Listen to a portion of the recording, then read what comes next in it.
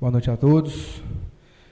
Gostaria de, inicialmente, agradecer a presença de todos, agradecer a presença do secretário de Saúde, João Magno, a secretária adjunta, Maria Emília, que vieram fazer a prestação de contas, um relatório detalhado das ações da Secretaria Municipal de Saúde do primeiro e segundo quadrimestres do ano de 2014. Gostaria de todos aqueles que fossem fazer o uso da palavra, que o fizessem no microfone, está aqui à minha esquerda, já que a reunião está sendo gravada, está sendo passada também ao vivo pela internet, então para ter um registro maior e melhor dessa audiência pública. Então, como eu disse, vai ser um relatório, vai ser uma explanação das realizações da Secretaria de Saúde. Então, as perguntas que forem feitas, eu gostaria que fossem feitas baseado na prestação, que fosse limitada a ela. Qualquer outro tipo de questionamento que fizesse uma outra oportunidade para o secretário e para a secretária adjunta, para não estender demais e não dispersar o assunto e o foco da audiência pública de hoje. A participação é importante, porém eu gostaria que fosse mantido o foco, para a gente não dispersar mesmo e não falar em assuntos que não estão contidos nessa prestação de contas. Tá certo? Então eu vou passar a palavra aos secretários e eles vão tomar a rédea agora da audiência pública. Obrigado.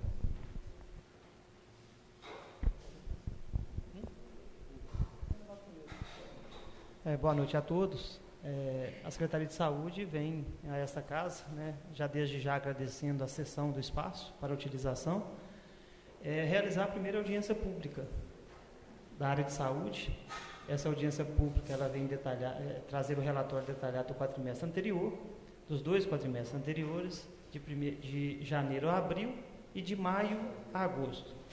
Então, nós vamos ter aqui uma série de slides apresentando tudo aquilo que foi feito pela Secretaria de Saúde nesses dois primeiros quadrimestres do ano. O terceiro quadrimestre ele é apresentado no mês de fevereiro do ano subsequente.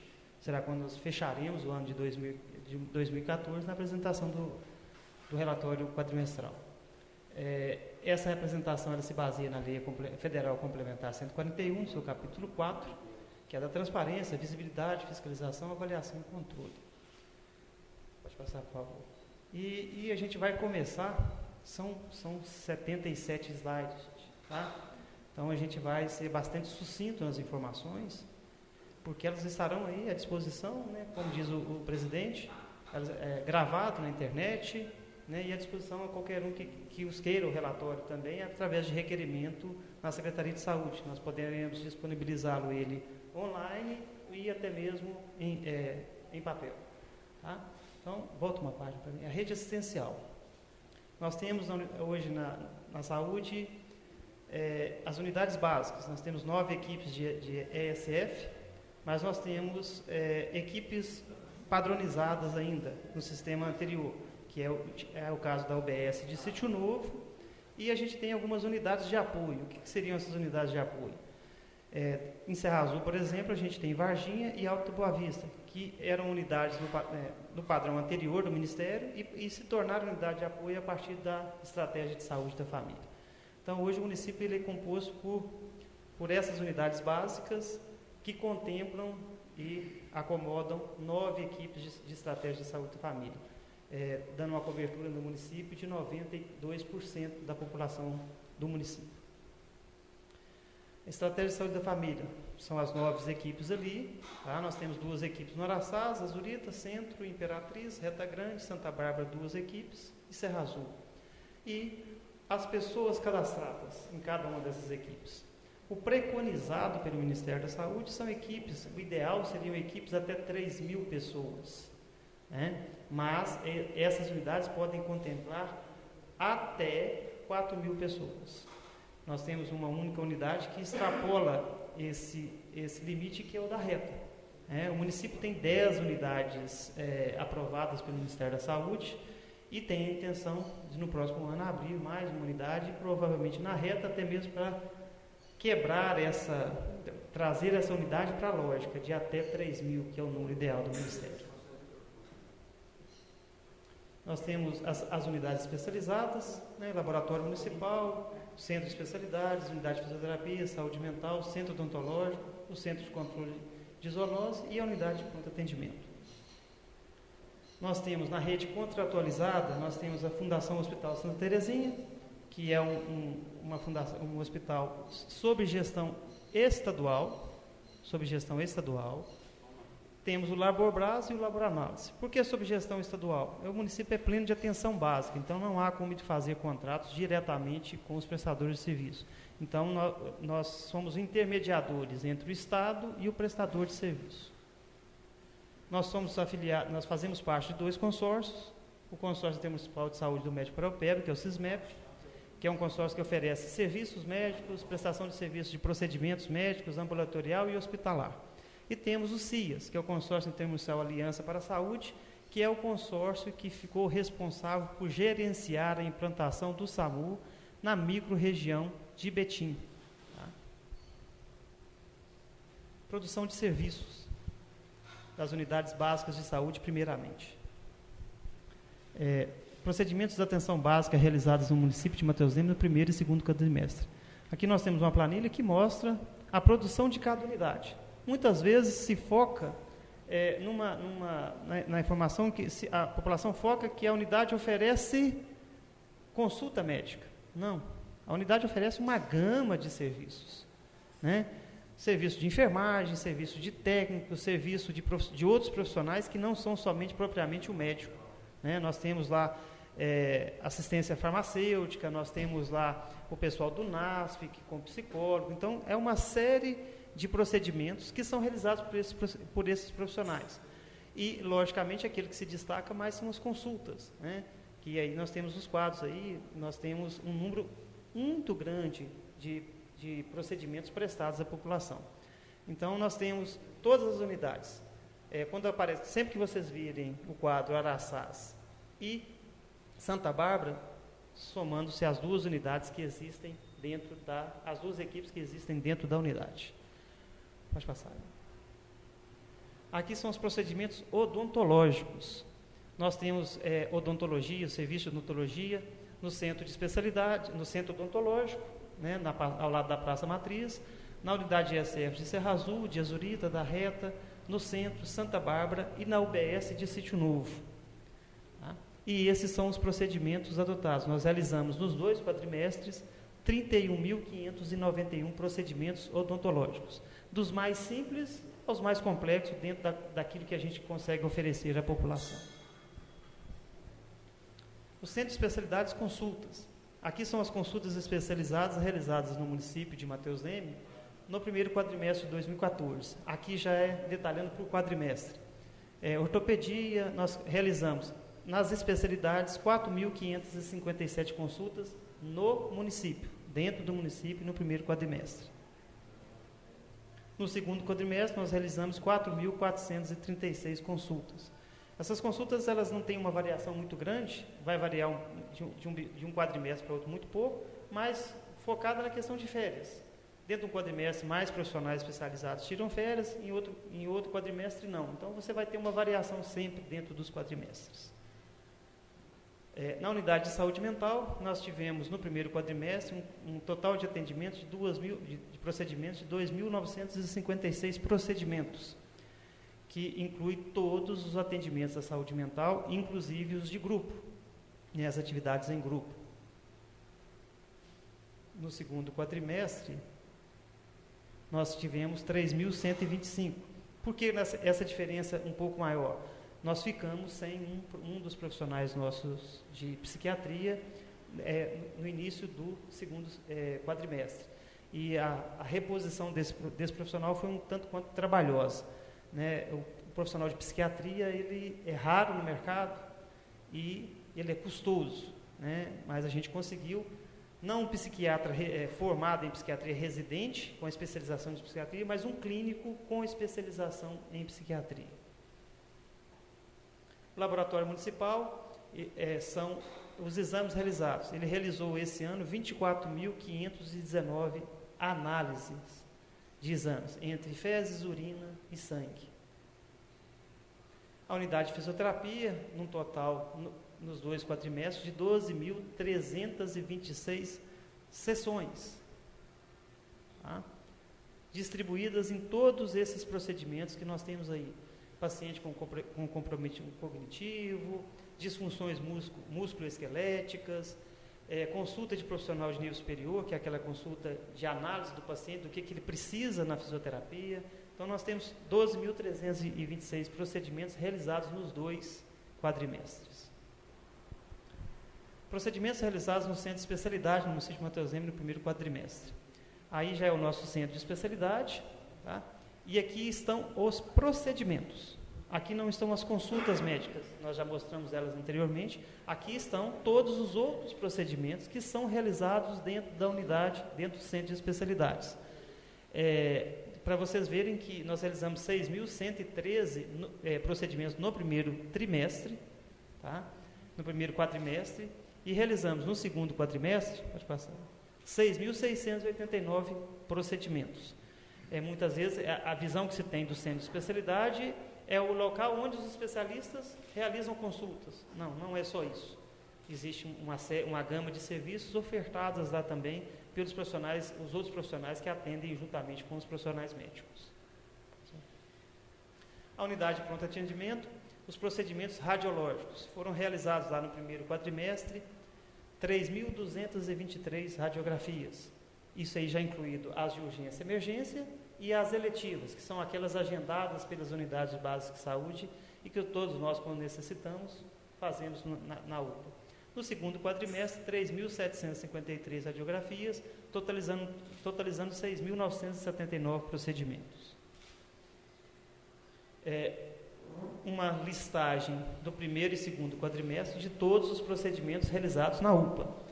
Nós realizamos na UPA 80.527 procedimentos até 31 de agosto. Nós ressaltamos aqui o número de consultas médicas, 26 mil em 8 meses. Então, é um número bastante elevado, mas dentro ainda do que preconiza o Ministério da Saúde para a unidade do nosso porte. Tá? Ainda temos uma margem ainda de segurança bastante satisfatória no número, na média diária de atendimento. Lógico, alguns meses isso extrapola e alguns meses isso cai. Isso vai flutuar de acordo com a necessidade. Nós tivemos uma epidemia de dengue, na época do mês de abril, maio e junho, o atendimento da UPA em determinado mês dobrou. E depois que passou essa epidemia, o atendimento voltou aos índices normais. Mas nós temos muitos outros atendimentos, medicação, quase 15 mil medicações distribuídas. Está na pergunta, aquela consulta de profissionais de nível superior na atenção especializada, exceto o médico, o que seria? Enfermeiros. Enfermeiro, assistente social, quando é a classificação de risco. Ela entra. É isso, classificação de risco. Assistente social, quando é solicitado na unidade, você tem um paciente que foi encontrado na rua, ele não é do município, e a gente não pode simplesmente tratá-lo e pô-lo na rua. Nós temos que acionar a assistência social, que vai buscar referência dessa pessoa. Então, isso é considerado uma consulta, um atendimento do profissional de nível superior. Então, todo profissional que é solicitado na UPA e que não seja o médico, vai entrar nesse campo. Isso. Ali também estão somadas também os pacientes que passam pelo protocolo de manchetes. Por quê? Por que tem essa diferença? Todo paciente lá deveria passar pelo protocolo de manchetes? Não. Nós temos aí, principalmente à noite e nos finais de semana, aquela demanda daqueles pacientes que às vezes vão na UPA para fazer um curativo, porque a unidade de saúde já está fechada, para tomar uma medicação, entendeu? Então, você vai ter essa diferença, sim. Consultas e procedimentos realizados fora do município. Fora do município, 2014. No primeiro quadrimestre, nós tivemos 246 consultas e 253 procedimentos, totalizando 499 procedimentos. No segundo quadrimestre, 267 consultas e 327 procedimentos, totalizando 594, num total dos 2 quadrimestres de 1.093, excetuando tudo aquilo que foi realizado no SISMEP. E vai vir uma planilha logo a seguir com os atendimentos no SISMEP. Primeiro quadrimestre de 2014, isso aqui é o destrinchamento do que nós atendemos naquelas 267 do primeiro quadrimestre. Alergista, angiologista, bucomaxilo, cardiologia, obstetra, oncologia, reumatologia e todos esses procedimentos. Geralmente nós buscamos, fora do município, aquilo que o município não tem condição de ofertar, mas buscamos também aquilo que o município oferta. Por quê? Muitas vezes nós temos um exemplo para vocês, a ginecologista. Mas por que nós mandamos ginecologia para fora? É uma ginecologia especializada. Muitas vezes referenciada pelo próprio ginecologista do município. Porque esse paciente precisa de ir para um outro profissional mais especializado dentro da área de ginecologia, dentro de uma unidade onde ele tem acesso a equipamentos que vão conseguir fazer o diagnóstico do problema que ele tem. Oi? Não é alto risco. Não é o pré-natal de alto risco. Tá? Isso é procedimento ginecológico mesmo. Pode passar. Segundo quadrimestre, 246, a mesma listagem.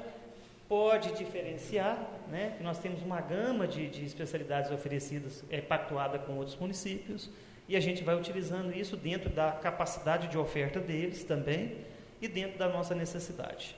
É importante ressaltar que nós utilizamos tudo aquilo que precisamos e ainda já temos uma fila de espera ainda na secretaria.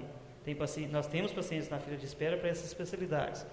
E hematologia, por exemplo, nós conseguimos encaminhar 2 pacientes, tivemos 2 atendimentos no segundo quadrimestre, e é um procedimento que é extremamente difícil. É o profissional mais difícil hoje na área de saúde pública e até privada. Para você conseguir uma consulta particular com um hematologista hoje, você demora aí algo em torno de 3 a 4 meses. Nem particular, pagando em torno de R$400, R$500 a consulta, você consegue de imediato. Então, a gente conseguiu 2, provavelmente a gente tem uma fila de espera pequena na secretaria, né? Geralmente a gente tem uma demanda aí de 6 consultas ano de hematologia, e é um fato que a gente corre atrás, a gente vai buscando aonde a gente consegue essa avaliação. Pode passar. Procedimento SISMEP, primeiro quadrimestre de 2014. A tabela ela vem mostrar o que, gente? Tudo aquilo que nós realizamos no SISMEP dentro das especialidades médicas e dentro de procedimentos. O programado, o valor desse programado, o realizado, o valor desse realizado e o absenteísmo. O que é o absenteísmo? Aquela coluna amarela ali, ó, e frisada lá em cima de vermelho, é tudo que o município marcou para o usuário, ele não foi, mas o município pagou pelo procedimento, da mesma forma. Ah, mas ele não foi por quê? Por todos os motivos que vocês tiverem condição de imaginar. Por todos. Alguns justificáveis, a grande maioria injustificável. Injustificável, infelizmente.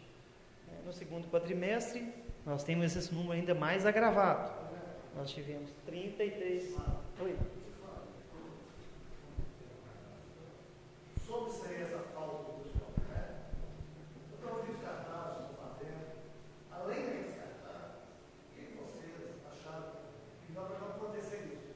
Mas como não vai lá? Isso agendou uma coisa, uma solução desse para ficar, pelo menos, não 100%, mas pelo menos, estou ganhando tudo, né? É dinheiro público sendo jogado fora, né? Na verdade, nós estamos perdendo dinheiro público. Nós estamos perdendo e a fila nossa de espera continua aí, porque o paciente não vai.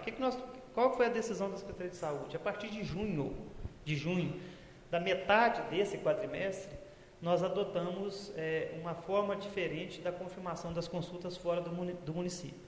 Todo usuário, nós mandamos cartazes para os postos, fizemos divulgação no site da prefeitura, e cada procedimento que sai marcado da secretaria, ele sai com um panfleto, com um aviso pregado, com um aviso no rodapé dele, que ele tem que confirmar a sua consulta com até 5 dias úteis de antecedência.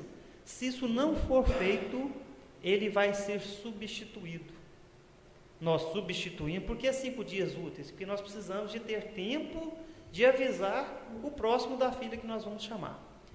Nós vamos ver no terceiro quadrimestre, em fevereiro, quando ele for apresentado, que esse absenteísmo vai ter caído muito, porque só no mês de agosto, que foi o último mês de absenteísmo, nós tínhamos, nossa taxa de absenteísmo girava em torno de 30% das consultas. Quer dizer, de cada 10 consultas marcadas fora do município, ou aqui mesmo no município com os especialistas, 3 pacientes não iam, não justificavam e não davam a menor satisfação à Secretaria de Saúde para que a gente pudesse substituí-los. Então, nós adotamos essa prática, apresentamos ela ao Conselho, e estamos adotando essa prática desde julho, né? Os banners estão nas unidades de saúde e todo encaminhamento que é feito para especialistas vem com essa ressalva. Se não houver a confirmação com 5 dias de antecedência, nós faremos a substituição. Caiu. No mês de agosto, essa taxa, que era mais ou menos de 30%, caiu para 9%.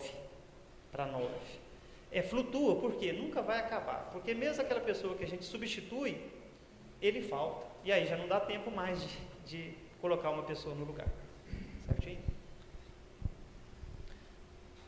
Vigilância em Saúde. O Programa Nacional de Controle da Dengue, o PNCD. Nós tivemos de ações do PNCD no primeiro e segundo quadrimestre. Imóveis visitados, LI, 11.846 imóveis. Tratamento de ponto estratégico, 304. Tratamento focal, 62.000. Pesquisa de ponto estratégico, os mesmos 304. Bloqueio ambiental, 56. Educação e saúde, que são as palestras que são feitas em escolas e aonde quer que seja solicitada. E mutirão de limpeza, 83. Nós tivemos a força-tarefa aí no mês de maio, né, por 2 semanas no mês de maio, no ápice da epidemia que nós tivemos aí esse ano, né? E essa força-tarefa ela trouxe 20 agentes de toda a regional, agentes da FUNASA, tá? Que trabalharam 126 quarteirões, 3 bairros atendidos, 1.984 imóveis entre residências, comércio, terrenos baldios e outros, um índice de pendência de quase 30%. O que quer dizer isso? Você não consegue encontrar ninguém em casa, você não consegue localizar o dono do imóvel, geralmente lote vago. Depósitos tratados, 944, e número de depósitos eliminados, 2.828 sacos.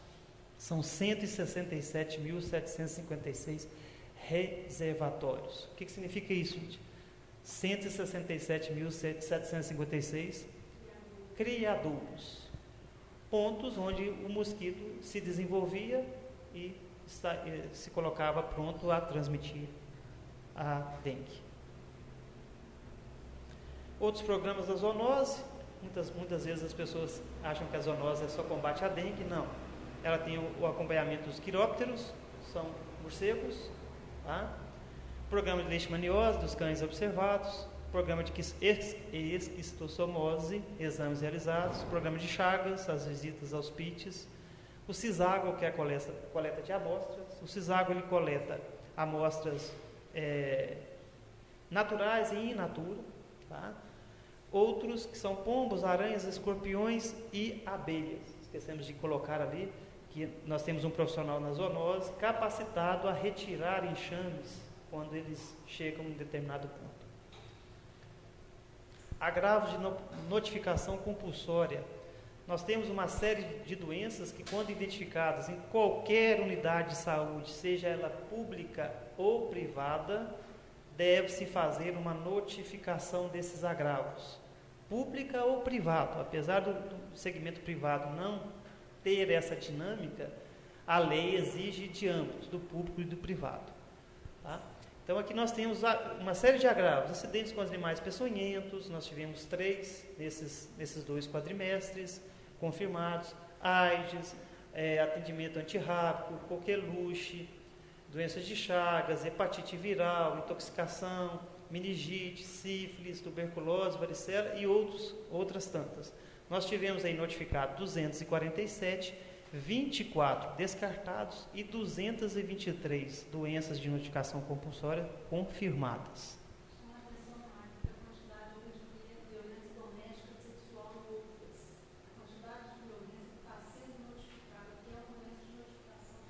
A violência doméstica, ela é obrigatória de ser notificada quando nós identificamos ela nos pontos de atendimento.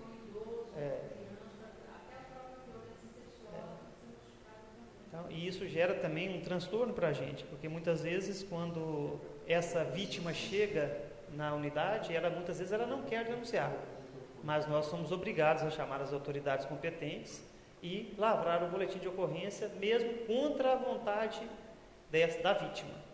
O poder público tem essa obrigatoriedade.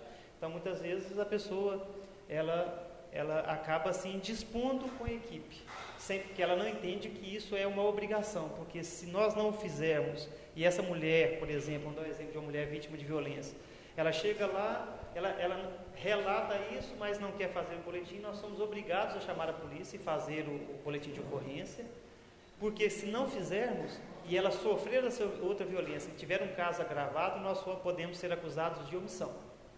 Porque, como poder público, você tem a obrigação de notificar as autoridades competentes. Sistema de mortalidade. Isso são os óbitos ocorridos no município nos 2 primeiros quadrimestres. Óbitos de pessoas residentes no nosso município. Tá? Ocorreram outros óbitos? Sim, mas de pessoas fora do nosso município. Nós estamos retratando aqui os óbitos dos nossos residentes. Tá?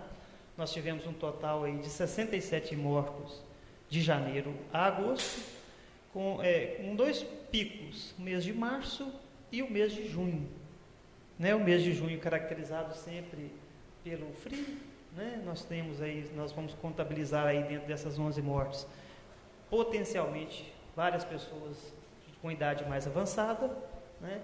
E o mês de março dados atípicos, né? A gente não fragmentou ainda as causas mortes, porque algumas ainda estão sobre investigação. Ponto. Nascimentos no município, o Sistema de Informação de Nascidos Vivos, o SINASC, nós tivemos 275 nascimentos no município até agosto de 2014, de crianças residentes também no nosso município. Ocorreram outros nascimentos? Sim, de Joatuba, de Igarapé, de Itaúna, né, de toda a nossa região. Mas nós estamos frisando aqui só os nascimentos no nosso município. Eu acho que é importante a gente frisar que 12 dessas crianças que nasceram em 2014 nasceram na UPA. Na UPA. Que não é uma unidade para isso, mas que, perto de uma falta de cobertura obstétrica no município, em vez de transferir essa paciente, muitas vezes o médico avalia o seguinte: não, se eu vou colocar ela na ambulância para essa mãe ganhar comigo dentro da ambulância, o que eu vou poder dar de suporte para ela? Então, muitas vezes as crianças nascem dentro, muitas vezes elas já chegam em trabalho de parto avançado, que compromete até mesmo a transferência dela para o Hospital Santa Terezinha. Então, se faz o parto primeiro e busca a transferência da mãe com o bebê para avaliação na unidade de referência. 67. Essa relação sempre tende a ser maior pelo lado dos nascidos. Né? Doenças diarreicas agudas, ou MDDA. Nós tivemos aí alguns surtos de doenças diarreicas. Né? A gente sempre tem esses surtos. Tá? Nós tivemos um surto maior no mês de agosto, que é o mês 2 meses atrás, que coincide justamente com o aumento da temperatura. Se nós formos verificar, os meses de maior calor são os meses onde nós temos mais doenças diarreicas agudas, né? por função de temperatura. E nós temos aqueles surtos que são aquelas viroses que procedem o ano todo. O controle da tuberculose, os sintomáticos respiratórios. Esse é o número de casos acompanhados dentro das unidades básicas de saúde. Né? Nós temos 17 pacientes sendo acompanhados no Araçás, 21 em Azurita, 9 na unidade do centro, 5 no Imperatriz, 7 na Reta, 35 no Santa Bárbara, 20 em Serra Azul e 6 em Sítio Novo, totalizando 120 pacientes em controle. tá? No acompanhamento dos sintomáticos respiratórios. Não quer dizer que essas pessoas têm tuberculose. Tá? Elas podem vir a ser um quadro, 2 semanas, para descartar a possibilidade. Isso não quer dizer que essas pessoas já têm o diagnóstico de tuberculose. Elas têm um quadro de mais de 2 semanas de tosse persistente que precisa ser acompanhado para se fechar o diagnóstico. Nenhum deles foi diagnosticado.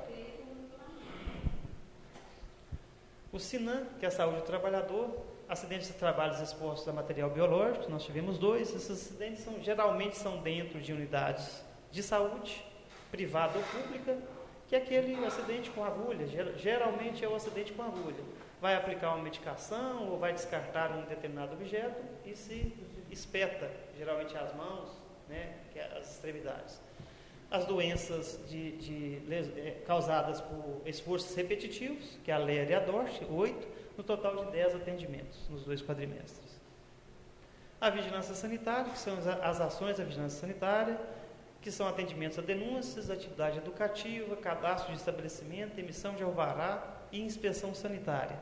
Nós tivemos aí, o foco maior é a inspeção sanitária, que gerou aí 345 atendimentos nos 2 primeiros quadrimestres.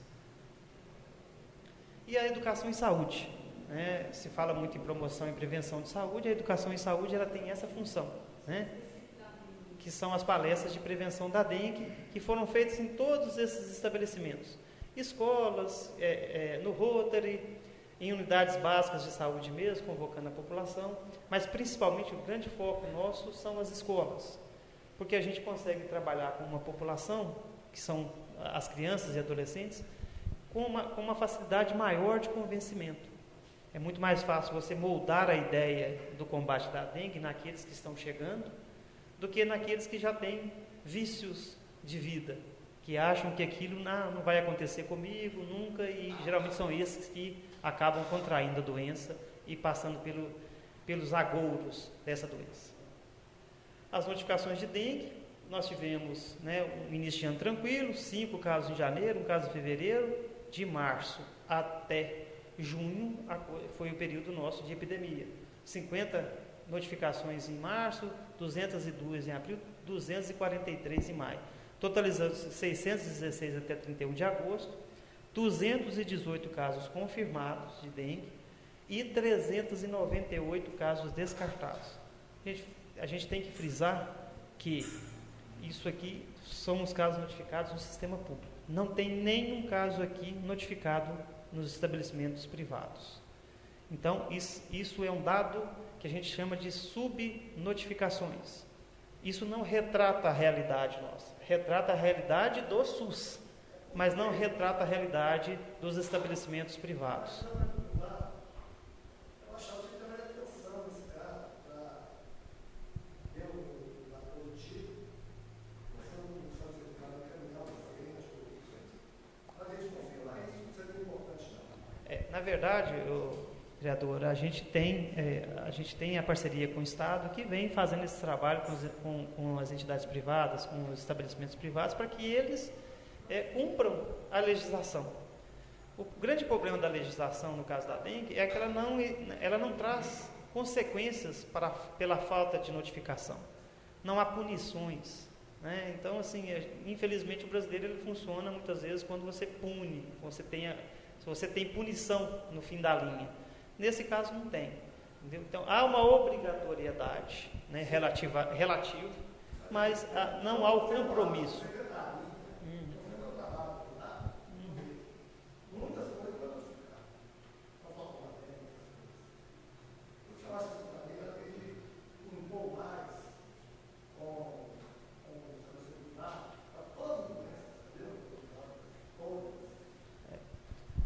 Fica uma relação um tanto quanto difícil, Pretinho, porque nós não temos essa autonomia de impor nada ao sistema privado. Nós temos como impor aqueles que são prestadores nossos, e há convênios conosco. Não, mas isso é feito, eles têm cópia da legislação,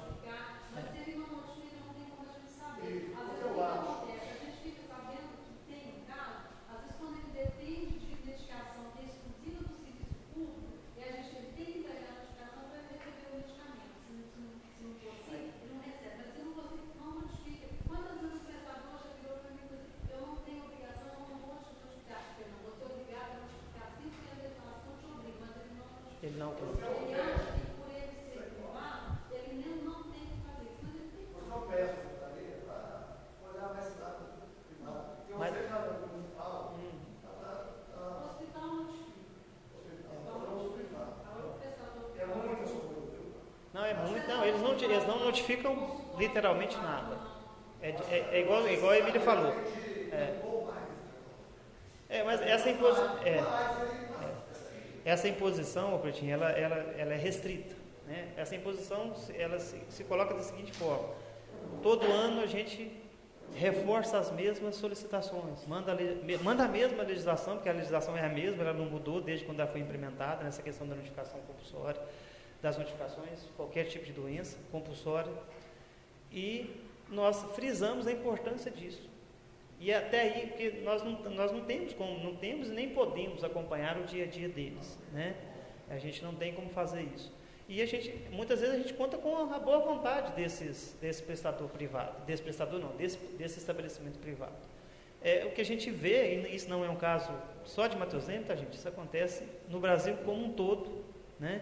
Existe essa separação do privado do público, não existe essa parceria em muitos casos, a não ser quando ele é prestador, que aí, dentro do contrato de prestação de serviço dele, existe uma cláusula que exige dele essa notificação. É o caso do hospital, né? O hospital é obrigado pela legislação sob o risco de penalização pela não notificação, né? Mesmo que ele não tenha, ele tem que mandar um relatório para nós todo mês falando que não houve casos. Tá? Então, é uma relação conflituosa, né? Mas que a gente insiste. Agora está começando um novo período de aquecimento, a dengue agora começa a potencializar para ela estourar aí no início do ano que vem. Não, é com todos. Pretinho, o prestador normalmente ele vira para você e fala assim, porque eles já falaram para mim, eu não vou expor o meu paciente. Ele se esconde atrás do sigilo, né, muitas vezes. E ele não está expondo o paciente, porque ele está passando uma informação para um setor, autoridade para poder ter essa informação, né? Mas é uma desculpa que serve para ele. Para ele serve. Programas e projetos. Nós vamos apresentar agora uma série de programas que o município oferece. O programa de triagem neonatal. Nós realizamos aí nos 2 primeiros quadrimestres o teste de toxoplasmose em 266 pacientes e gestantes, o teste do pezinho e o teste da orelhinha. 284 testes do pezinho e 164 testes da orelhinha. E nós também já implementamos o teste do olhinho, só que ele começou já no terceiro quadrimestre. Então, ele vai aparecer só na próxima prestação. Lembrar aqui que Matheus Leme foi o primeiro município da região metropolitana a implantar o teste do pezinho. Isso em 1992, 93, por aí. E somos um dos poucos municípios que oferece o teste da orelhinha e principalmente o teste do olhinho. E estamos aí, para o ano que vem, projetando a implementação do teste do coraçãozinho, tá? Que ele depende de um oxímetro específico para bebê, e ele é simples. Todos esses testes, gente, são extremamente simples, mas de uma importância final na vida dessa criança, porque ele vai identificar precocemente doenças graves, mas que poderão ser tratadas a tempo e que não vão comprometer de forma nenhuma a vida dessa criança. O teste do pezinho anteriormente já tinha começado só com anemia falciforme, hoje já são detectadas várias doenças no teste do pezinho, fibrose cística, então ele é extremamente importante. E toda criança que tem uma alteração, o acompanhamento dela é feito pelo NUPAD, pela UFMG. É uma das coisas que funcionam com maior perfeição em Minas Gerais, é esse tratamento do NUPAD.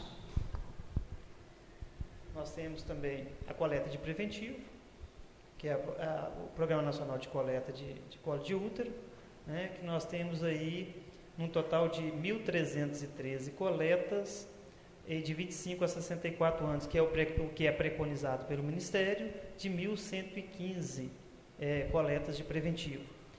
A coleta de preventivo, a gente tem que ressaltar que mesmo tendo um número alto a ser cumprido, a gente ainda tem muita resistência. Existe a resistência, muitas vezes, das pessoas mais idosas, mulheres mais idosas principalmente, e jovens mesmo, de fazer com o enfermeiro homem, ou até mesmo fazer o preventivo, né, que elas muitas vezes acham que não tem essa necessidade. E ele é um teste extremamente necessário para se prever e antever qualquer problema nessa área. Oi? Agora que o pessoal fica no ferreiro homem, né? Até com a mulher. Você já pensou? O homem faz coleta? Já pensou com só a mulher? E são alguns pacientes, mas o que acontece? Quando há resistência, nós encaminhamos essa pessoa para um enfermeiro. Automaticamente, você já pensou só com só a mulher? Não, nós não temos como fazer isso, pelo seguinte: quem faz essa coleta são os enfermeiros das unidades de PSF, de ESF. Eles têm metas a cumprir dentro das suas unidades, inclusive a coleta de preventivo. Entendeu? Então, quando a gente identifica a resistência de uma usuária para se fazer, nós deslocamos um outro profissional para atendê-lo. Então, nós temos que tratar as exceções como exceções. Né? Nós não podemos dimensionar que nós vamos ter só mulheres, porque hoje no município nós temos 2 enfermeiros, a restante são enfermeiras. E já tem também, Magno, um fluxo o seguinte: quando a paciente ela não quer fazer com o enfermeiro, ela automaticamente é direcionada para o centro de especialidades, que faz com o enfermeiro do centro de especialidade. Então, isso aí, a gente nem preocupa com isso mais, porque já tem esse fluxo direto. No último caso, se a resistência continuar, ela vai no médico. Mas é em último caso. Porque você não vai ocupar o médico para uma consulta. Ela já vai direto para o centro de especialidades, que é uma enfermeira. Né? Então, a gente tem esse problema. O Programa Nacional de Imunização, frisar, nós temos aí todas as vacinas disponíveis, e frisar que nós temos alcançado todas as metas de vacinação estipuladas pelo Ministério da Saúde, todas, sem exceção. O município cumpre rigorosamente com todas as metas na questão de vacinação. Nós não temos nenhum tipo de vacinação que nós não alcançamos as metas estipuladas, e geralmente ultrapassando elas em muito. O projeto Geração Saúde, que é o número de adolescentes, gente, é um projeto em parceria com a Secretaria de Esportes, tá? Que é o número de adolescentes matriculados na Academia Suporte. Existem 2 academias no município credenciadas no início do projeto: a Academia Suporte e a Atives. A Atives está com um problema de contratualização. Então, nós temos hoje, na Academia Suporte, 39 pacientes, frequentes 39, matriculados 43, 39 frequentes. São aqueles pacientes identificados que precisam de adolescentes, né? De 12 a 19 anos. 12 a 19 anos, que precisam de atendimento, que precisam de uma atividade. Que estão com sobrepeso, identificados com sobrepeso nas unidades básicas de saúde, que são acompanhados para as academias. A gente tem uma dificuldade grande porque, por exemplo, a Academia Suporte, ali são 50 vagas para ela. A gente nunca consegue complementar as vagas porque eles matriculam, não vão, então começam a fazer e param. Então, assim, a gente está tendo um trabalho grande de fazer com que esses adolescentes permaneçam na academia.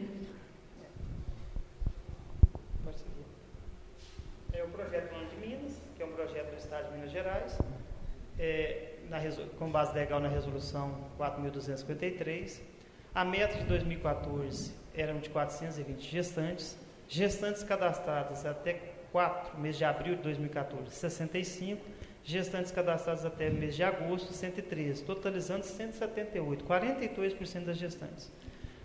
O município ele recebe um incentivo, de acordo com aqueles índices. De 0 a 30% você não recebe nada pelo cadastramento dessas gestantes. De 30% a 70% você recebe R$ 150 por gestante cadastrada. E de 70% a 100%, R$ 300 por gestante. Qual que é o grande problema do Mãe de Minas? O call center, muitas vezes, você não consegue completar as ligações, e não somos nós que ligamos, é a gestante que liga para se cadastrar.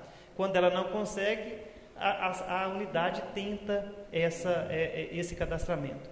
Então, nós já modificamos a metodologia, nós estamos trabalhando para que a gestante faça esse cadastro dentro da unidade de saúde, para que a gente consiga melhorar esses índices, porque é um incentivo, e qualquer incentivo que venha para o município ajuda a fortalecer as ações ligadas a essa área. Oi?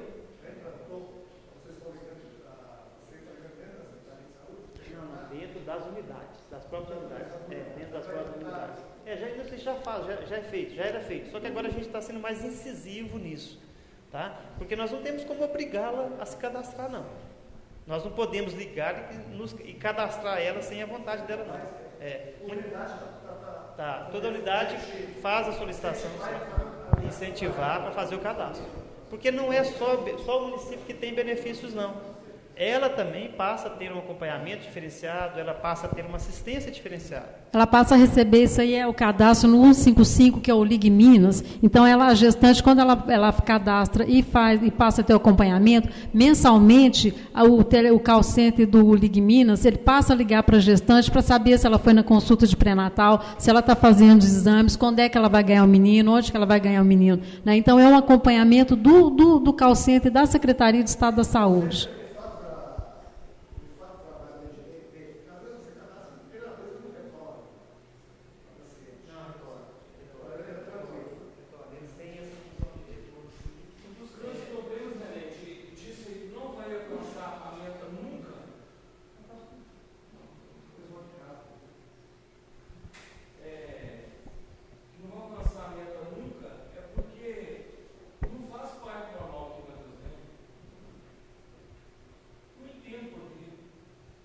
Mas esse indicador não é de parto normal, não, é só de cadastramento de gestante. Eu sei sim, mas porque eu não faço parto normal aqui na tua vez.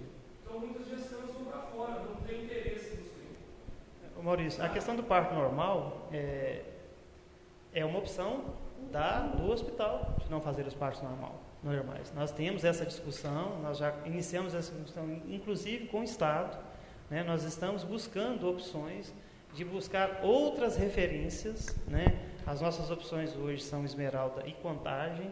Provavelmente, Contagem inaugura a nova maternidade deles agora em janeiro, e já existe uma pré-conversa com Contagem, que a partir da inauguração dessa nova maternidade, há a possibilidade de aceitar essas gestantes. A gente está em discussão também com o hospital, já iniciamos essa discussão com o hospital, já tivemos algumas reuniões, porque chegou-se no final da discussão, o hospital não vai ofertar o serviço, que é você ter a condição de fazer o parto normal a qualquer momento e a qualquer dia da semana. Nós vamos retirar essas AIHs e referenciar essa paciente, porque aí nós vamos poder garantir para ela o seguinte: olha, você vai fazer o pré-natal no seu ESF e quando você entrar em trabalho de parto, a sua unidade de referência é a maternidade X. E aí a gente vai evitar aquilo que eu falei anteriormente, os nascimentos na UPA, muitas das vezes. Agora, é uma negociação que parte da Secretaria de Saúde e do Estado com o Hospital Santa Terezinha. Se conseguisse resolver isso pelo município mesmo, seria muito mais cômodo para as gestantes, né? Você não teria o deslocamento. Mas, se isso não ocorrer, nós temos que buscar garantir a essa gestante que ela tenha um parto, que ela faça o parto normal. Na verdade, os estabelecimentos hoje, privados ou públicos, no privado é muito maior, mas no público também é muito alto. No caso aqui de Matheus M, a taxa de cesárea aqui do ano passado fechou em 93%. Né? 93% dos partos feitos no estabelecimento foram cesáreas. Então, é uma lógica inversa. O Ministério, por exemplo, a OMS, por exemplo, preconiza que no máximo 15% dos partos deveriam ser por cesárea. Né? Nós estamos numa lógica inversa. Mas a Secretaria, junto com a Secretaria de Estado da Saúde, está buscando a resolução desses problemas.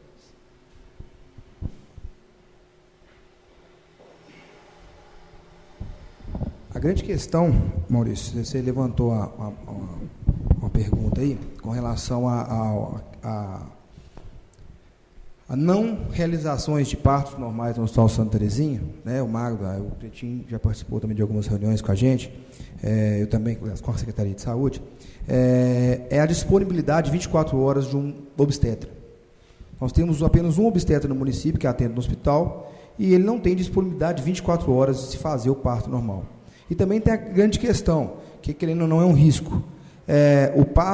O parto normal, né, precisa de um obstetra, mas também precisa de um pediatra para assistir a criança logo após o parto. né? E o anestesista. Então, assim, isso é uma equipe 24 horas. Isso o Hospital Santa Terezinha não tem condições de custear isso 24 horas. Mesmo não temos esse material humano no município.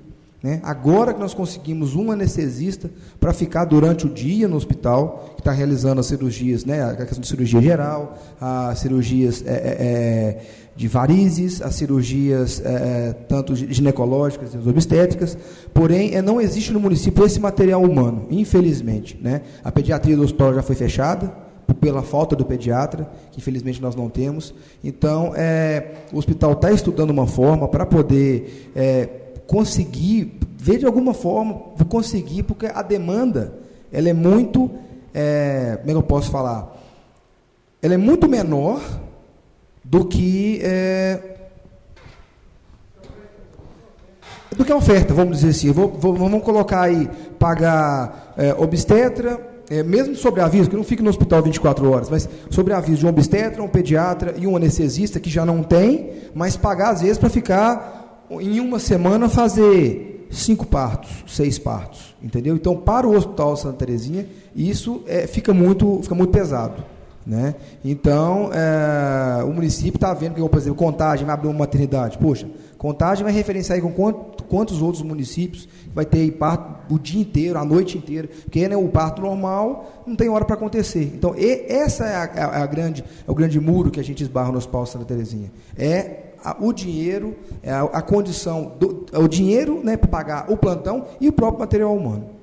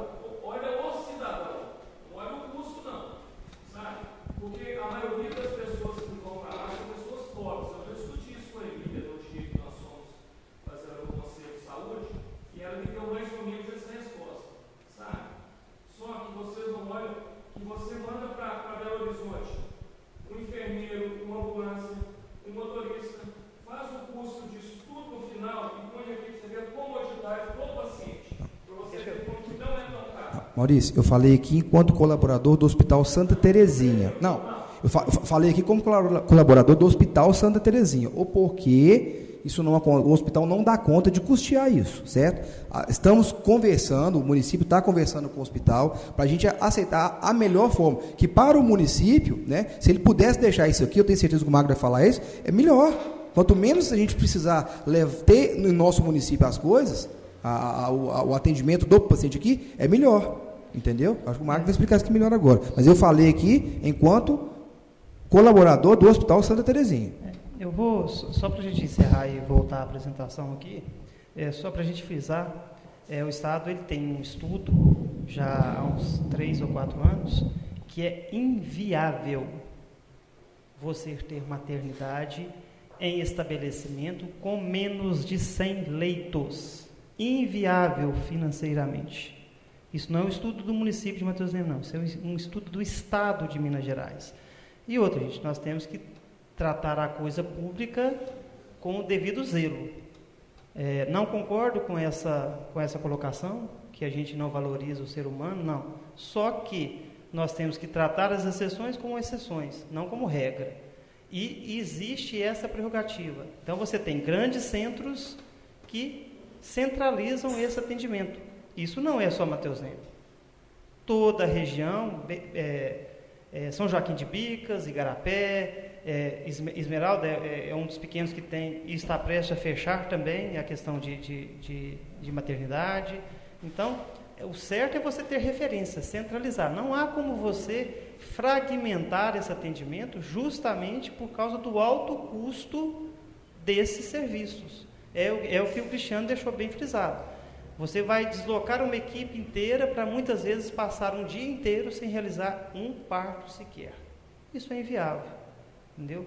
Isso é inviável. Isso não é um posicionamento nosso, isso é um posicionamento do Estado de Minas Gerais, e o Ministério da Saúde tem estudos que caminham na mesma direção. Não há, hoje em dia, os hospitais de pequeno porte, eles estão fadados, na grande maioria, a fechar as portas, se eles não conseguirem se reestruturar e se adequar. Tá? Não há como nós termos um hospital, uma maternidade na porta de todo mundo, em cada um dos municípios do nosso estado ou do Brasil. Há, sim, alguns serviços, eles devem ser centralizados, da melhor forma possível, dentro da maior comodidade possível. Vamos passar aí. Projeto Olhar Brasil, que é o POB. O Projeto Olhar Brasil, ele tem a finalidade de fazer uma triagem oftalmológica nas crianças dos estabelecimentos de ensino, público ou privado. É feito um teste de acuidade, o TAV, que é o teste de acuidade visual. Identificou-se um problema,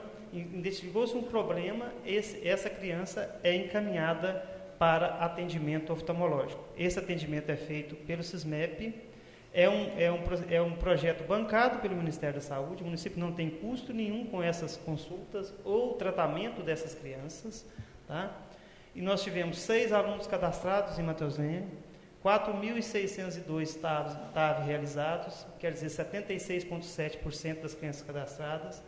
Dessas 4.600, 982 alterações, que representou 21,3%. Todas essas crianças já tiveram agendamento de suas consultas. Tá? Há taxa de abstenteísmo aí também. Tá? Existe, não podemos afirmar categoricamente que não foram todas as 982 as consultas agendadas, porque também há abstenteísmo aí também. O Programa Saúde em Casa, através da resolução CEAS 4.215, é um programa que já está implantado pelo Estado há mais tempo, e a cada ano ele renova ele através de novas resoluções. Os meses de apurações dele são em janeiro, que apura setembro, outubro, novembro e dezembro do mês anterior, maio, que apura janeiro, fevereiro e março e abril do ano seguinte, e setembro, maio, junho, julho e agosto. Nós passamos por uma avaliação recentemente. Ele acompanha esses indicadores de saúde: cobertura populacional da atenção básica, cobertura vacinal, percentual da utilização do protocolo de Manchester, que são os trios, a classificação de risco que todas as unidades de saúde têm que ter, tá, da atenção básica e da urgência e emergência, a razão dos exames citopatológicos de colo do útero das mulheres de 25 a 64 anos e população feminina na mesma faixa etária, e a proporção de nascidos vivos de mães com 7 ou mais consultas. O Ministério identifica que uma gestação ela tem que ter, no mínimo, 7 consultas de pré-natal mais puerpério. Tá? Então, você tem, no mínimo, 7 ou mais consultas. Nas avaliações de indicadores, o município, em todos os quadrimestres, ele teve a sua avaliação favorável. Ali nós temos um recurso ali, porque quando você não consegue alcançar o índice de um ou de outro indicador, você apresenta um recurso para justificar o porquê que não. Isso é avaliado por uma comissão no Estado e vai se deferir ou não o recurso. Nós tivemos ali no último quadrimestre um recurso na utilização do protocolo de Manchester, porque nós atingimos 96,43%, porque nós temos um equipamento dentro desse período de avaliação, ele estava sem utilização porque estava se reformando a unidade de Suzana, da Suzaninha lá embaixo. Tá? Então, foi deferido porque é uma justificação plausível, né? Muitas vezes é porque algum equipamento estraga, aí você faz a justificativa e tem esse deferimento. Ressaltar aqui, gente, que Matheus Leme foi um dos poucos municípios que receberam bônus por atingir todos os indicadores da saúde em casa no ano anterior. E caminhamos mais uma vez durante esse ano para sermos mais uma vez contemplados com bônus no ano que vem. Nós temos um programa de oxigenoterapia, o município tem um protocolo de oxigenoterapia, que é o fornecimento de oxigênio a pacientes domiciliares. Né?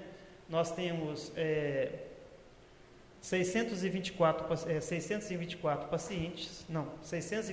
cilindros paciente, 11 inclusões nesse período, 9 exclusões. nós temos, esses são o programa de oxigenoterapia. Nós temos, na UPA nós gastamos 327 balas de oxigênio nesses 8 primeiros meses. Nas unidades de saúde, 25 balas. E nós temos um BIPAP locado para o Thales Miller, que é a criança aqui no bairro Central, que utiliza esse equipamento imprescindível para a vida dele. E alimentação integral são aqueles pacientes que ou são tratados fora e quando são liberados eles necessitam de alimentação por sonda, tá? Então nós temos, passa-se por avaliações dentro da Secretaria de Assistência Social e Nutricional e se diagnostica e se prescreve essa alimentação. Nós tivemos 321 bolsas de alimentação integral e 69 de espessante. Medicamentos de doações, nós temos 27 pacientes sendo atendidos por medicamentos de doação. Esses medicamentos são medicamentos muitas vezes prescritos por nossos próprios profissionais ou por profissionais de fora, que não estão na listagem dos medicamentos de atenção básica. Para se conseguir esses medicamentos, tem que se passar por avaliação socioeconômica, tá? E por avaliação clínica. Quais os medicamentos tomados anteriormente, por que não se utiliza medicamentos da cesta básica, você não vai, porque muitas vezes a gente identifica na avaliação que o médico prescreve lá diretamente a azitromicina, mas não, antes da azitromicina é primeira linha, é top. Por que não começou primeiro? Ele já usou amoxicilina, já usou cefalexina, ele já usou outros medicamentos para justificar, senão não passa na avaliação. Então nós temos 26 pacientes em atendimento hoje. As práticas integrativas complementares, que são as PICs, né? Nós temos 2 profissionais da saúde já capacitados para auriculoterapia. O que é isso, gente? Emília? A Emília está mais a par. Faz parte da medicina tradicional chinesa, a aplicação acupuntura na orelha. Tem acupuntura com agulha e tem acupuntura com a sementinha de mostarda. Nós temos 2 profissionais, a Naara, que é fisioterapeuta, e a Letícia, que é enfermeira. Elas passaram por um curso, elas fizeram um curso, e a partir de junho, nós começamos a implantar esse serviço aqui no município.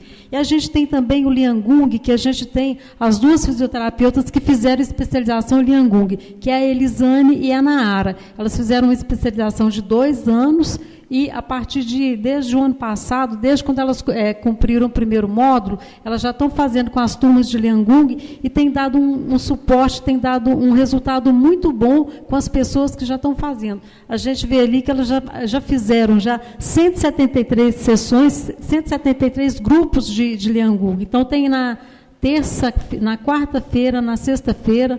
Então assim, está tendo um resultado muito bom no município. Esses pacientes são encaminhados pelas próprias unidades básicas de saúde ou por procura livre, tá? Então, esses 2... Você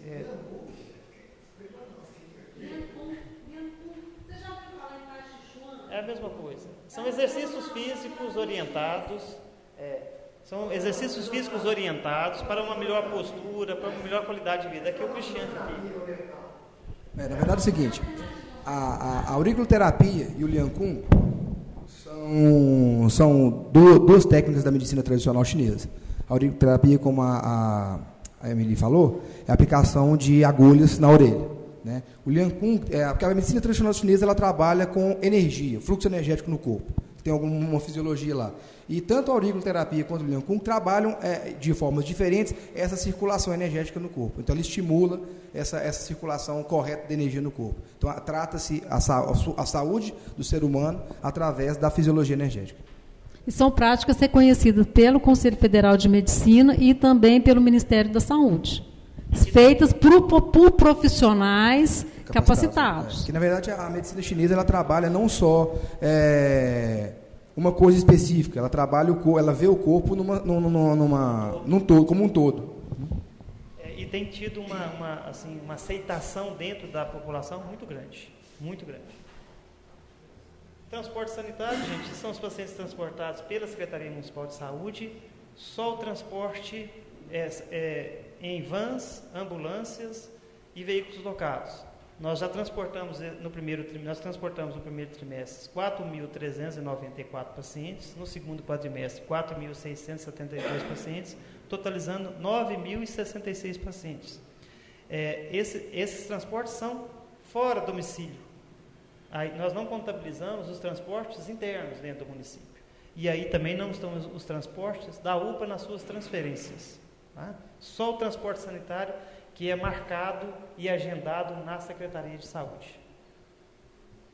O quadro funcional da Secretaria hoje, nós temos 129 funcionários efetivos, 13 comissionados, 57 seletistas, 101 contratados, 3 com vínculo federal, 7 com vínculo estadual, 14 estagiários, totalizando 324 funcionários. E aqui nós chegamos na parte final da apresentação, que são as planilhas de despesas financeiras. Né?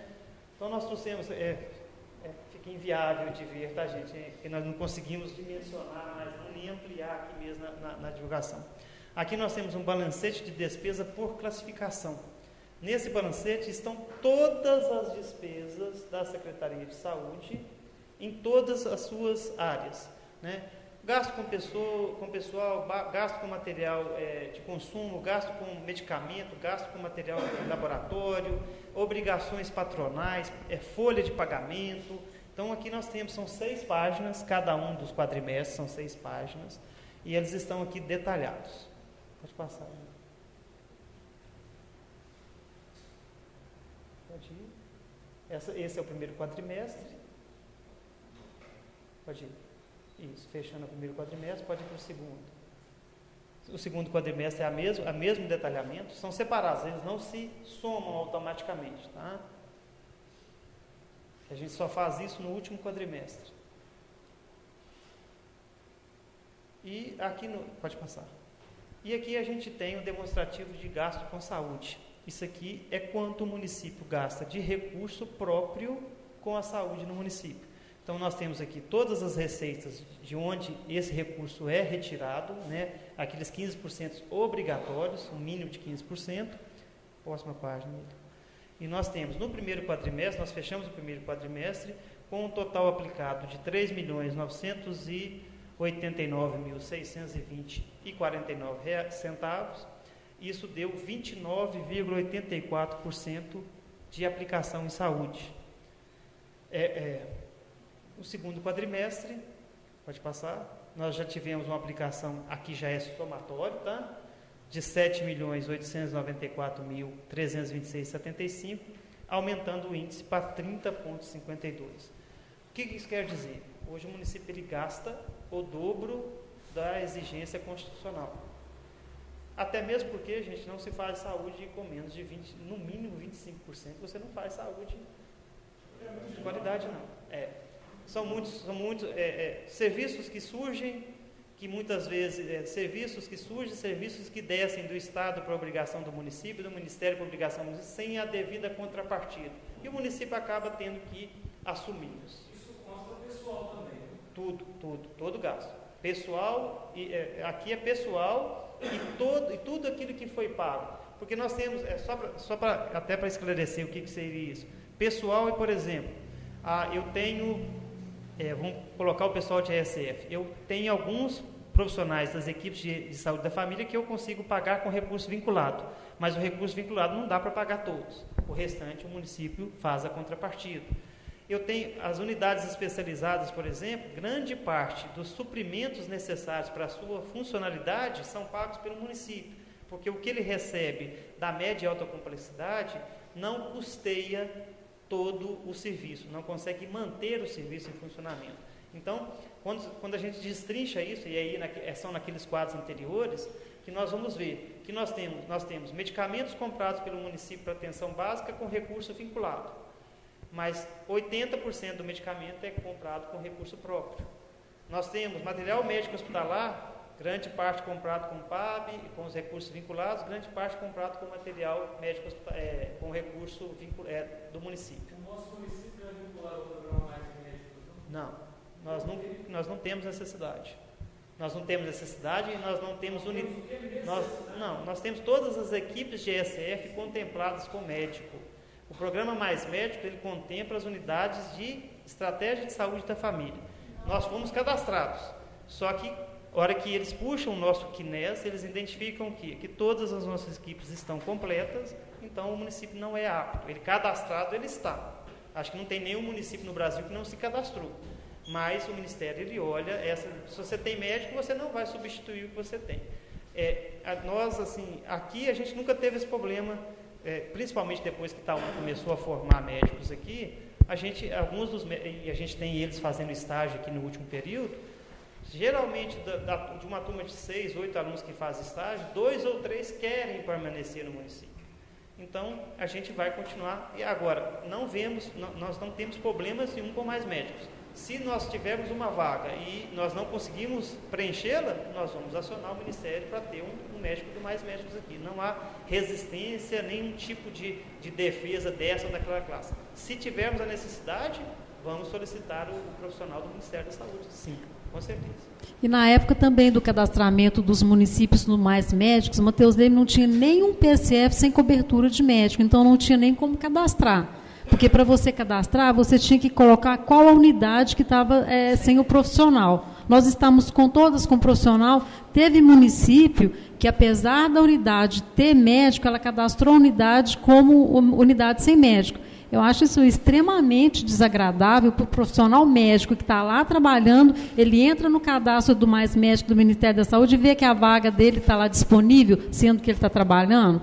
Então, assim, durante o período, nós não tivemos, em momento nenhum, falta de profissional médico. E isso é proibido, tá, gente? Essas artimanhas que alguns municípios, porque muitas vezes, alguns municípios realmente precisam de médico, outros aproveitaram o programa para simplesmente o quê? Não, eu mando um médico, que muitas vezes ele é mais caro para mim, e trago um do governo federal, que não vai ter 11 para o município. Alguns municípios foram penalizados e excluídos do programa por estar substituindo os profissionais em exercício. O Mais Médico não foi criado para substituir, ele foi criado para complementar aquelas unidades que não tivessem. Mas o município é cadastrado do Mais Médicos, mas não obteve porque nós não temos uma equipe sem médico. Gente,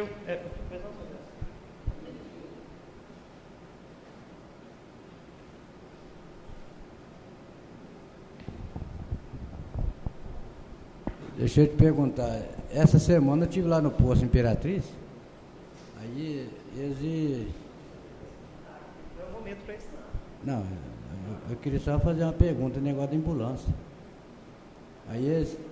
Eu vou frisar para o senhor mais uma vez, essas reclamações ou questão de algum problema na unidade, não é aqui, a gente tem que tratar com elas na secretaria e dentro do conselho.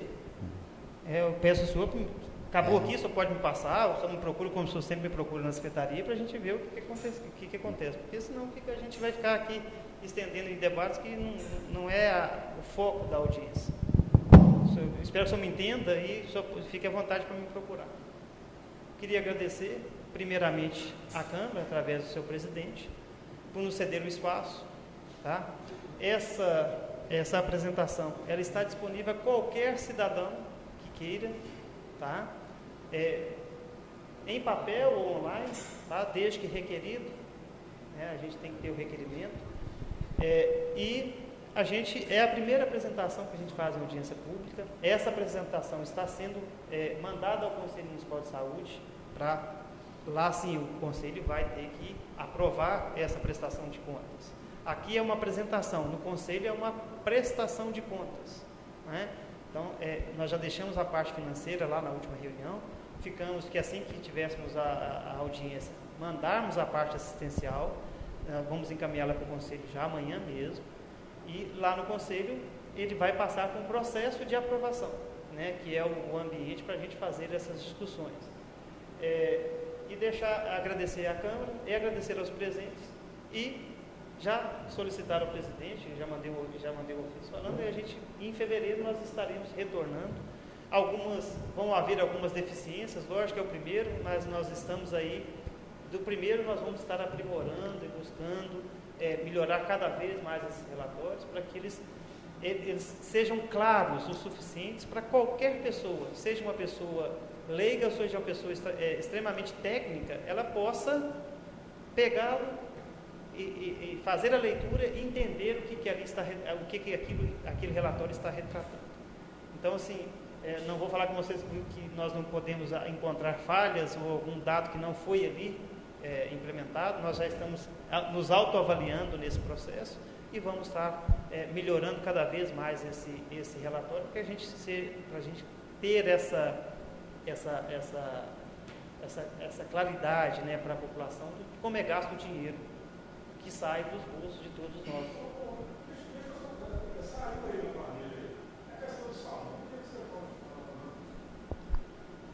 Deixa só encerrar aqui, ela fazendo, que aí eu vou falar fora da audiência. A gente encerrando aqui, eu dizer para vocês, essas apresentações a gente tentou simplificar, eu e o Magno fizemos essas apresentações e eu tentei simplificar de uma forma que fosse possível entender, porque quando a gente pega as planilhas são muito grandes, então quando você vê ali as planilhas financeiras, a gente não consegue consolidar, fica até difícil de ver. Então, quando a gente coloca ali, por exemplo, apresentei a planilha de laboratório, se eu for detalhar, exame, hemograma, ureia, creatinina, a planilha fica muito extensa, então algumas coisas eu condensei para apresentação, mas eu tenho isso detalhado nos arquivos que se viram para fazer essa apresentação. A gente tem que entender uma coisa é apresentar em slide, outra coisa é apresentar em documento.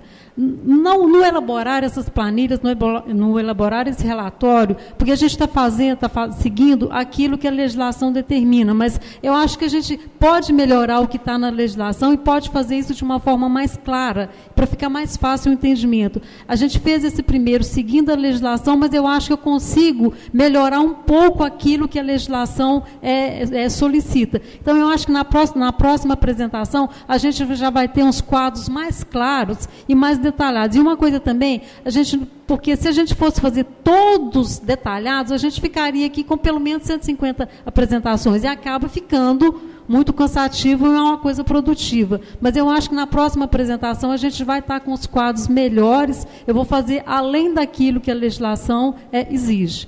Tá? Qualquer dúvida também pode me procurar na Secretaria de Saúde, que eu esclareço para vocês, e como o Magno disse, isso vai estar disponível para vocês também.